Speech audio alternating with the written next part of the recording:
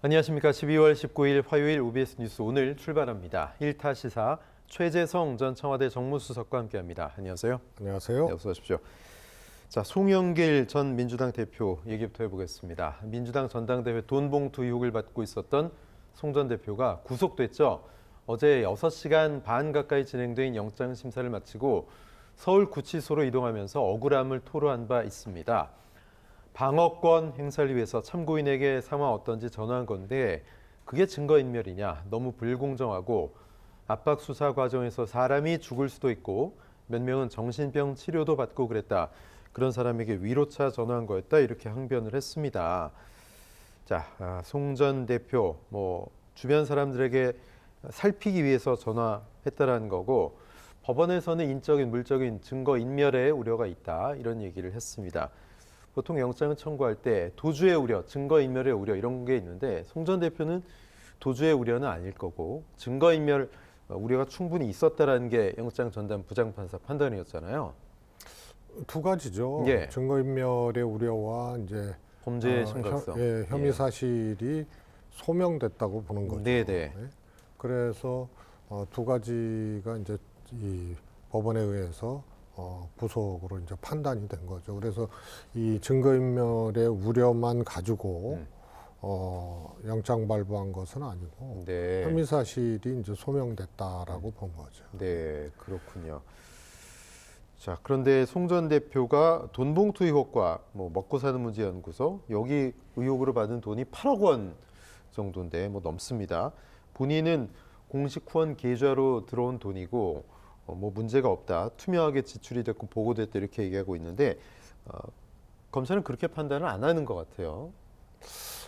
이제 소위 말해서 불법 정치 자금이라는 거는 그 해당 연구소에 예. 해당 연구소 활동을 위해서 후원금이 들어왔느냐, 예. 혹은 해당 연구소에서 연구소는 먹고 사는 문제 연구소지만 실질적으로 전당대회라든가 다른 이제 정치 활동을 위해서 쓰여졌느냐. 송 전 대표를 위한 캠프였다. 네네. 이제 이런 것에 대한 이제 판단들이 좀 다른 것 같습니다. 네. 그래서 그냥 연구소에 후원금이다 그러면 무슨 문제가 되겠어요. 근데 정치자금법 위반을 적용하고자 했다는 것은 검찰은 이것을 이 연구소를 그냥 순수한 연구소로 보질 않고 해당 후원금이 정치자금으로 쓰여졌다. 선거나 정치활동에 쓰여졌다라고 이제 본 거죠.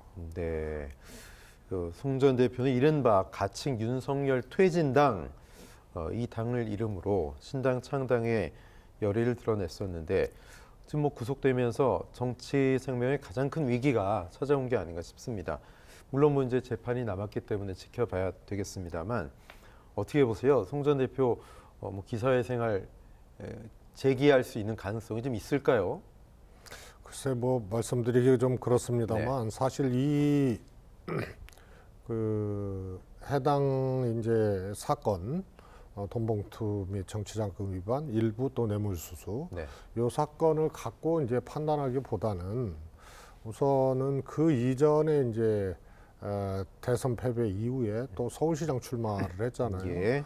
그것도 사실은 대선 과정에서 차기 총선 불출마를 선언을 해놓고 대선 패배하니까 바로 이제 서울시장에 또 출마를 하게 되고 이런 과정들이 썩 정치적으로 평가를 받을 만한 것들은 아니었거든요. 모양새가 좋지 않았다는 말씀이고요. 그러다가 네. 이제 이 소위 돈봉투 사건까지 이제 터졌고요. 또 예. 이거를 대하는 방식이 신당을 만든다 이런 걸 다 하나의 이 해당 사건에 대한 이제 방어적인 행위로 네네. 읽혀지는 그런 거를 해서 좀 안 맞는 거였거든요. 그래서 오히려 수사나 이런 것에 조금 뭐랄까요, 잘 대비를 하는 것이 훨씬 더 좋았지 않았나 싶은데 예. 정치적으로 이제 신당 이름까지 정하고 그러니까요. 또 이제 연대를 이준석 연대 등등등을 또 표방을 하고 네.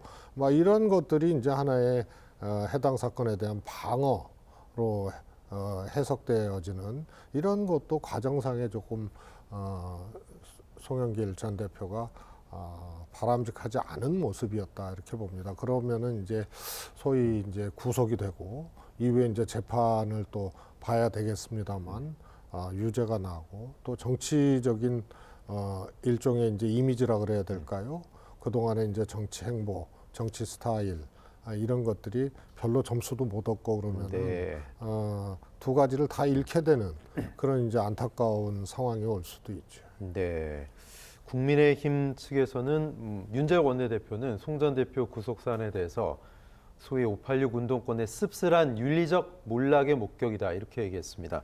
하지만 뭐 지금 탈당했긴 했지만 민주당 지도부는 언급이 특별히 없었는데 현재 당원이 아니기 때문에 언급이 없는 건지 어떻게 보십니까? 뭐 할 수 있는 특별한 말이 없겠죠. 민주당 지도부도요. 그렇습니다. 그리고 뭐 탈당을 해서 무소속인 상태지만 예. 민주당 대표를 지냈던 분이기 그렇죠. 때문에 무관하다 이렇게 이제 또 웅변할 수도 없고 예. 그러니까 할 말이 없을 수밖에 없죠. 네. 어쨌든 검찰의 입장에서는 최대 20일 정도 구속 기간 동안 이 돈봉투 수수 뭐 의원들 명단도 나오고 있는데 여기에 대해서 고삐를 바짝 당길 것으로 보입니다. 윤관석 의원 재판에서 21명 뭐 이름이 나왔었어요. 그런데 최근엔 또 이정근 전 사무부총장 뭐 남편 상당에서 형집행 정지가 되긴 했는데 이분이 또 어떤 진술을 구체적으로 하느냐 여기에 따라서도 상당히 좀 중요한 어떤 전개가 될 것 같습니다. 민주당 내에 지금 총선 앞두고 너무 큰 폭탄이 터지는 거 아닙니까? 어떻게 보세요? 그러니까 모든 정치, 뭐 선거도 그렇습니다만 모든 정치는 상대적이기 때문에요. 이제 이런 것들이 민주당으로서는 부담일 수는 있어요. 네. 그래서 지금 송영길, 윤관석 구속 그리고 돈봉투를 줬다는 사람과 이제 받은 사람. 그래서 받은 사람이 특정이 됐거든요. 예. 그래서 이거에 대한 이제 수사나 이런 것들이 더 진행이 되게 되면 그게 이제 민주당에 안 좋은 그런 그림이 되겠고요. 그러나 그 반대편에 또 김건희 특검법이 있거든요. 이른바 쌍특검. 네, 쌍특검법이요. 그래서 결국은 이 두 가지가 이제 대비돼서 볼 거기 때문에 오히려 이제 여권에 부담이 되는 그런 장면들이 나올 수 있다 이렇게 봅니다. 네. 예를 들어서 이 돈봉투 의혹 사건이라든가 이런 것들은 해당 의원까지 이 막 수사를 넓혀가고 네.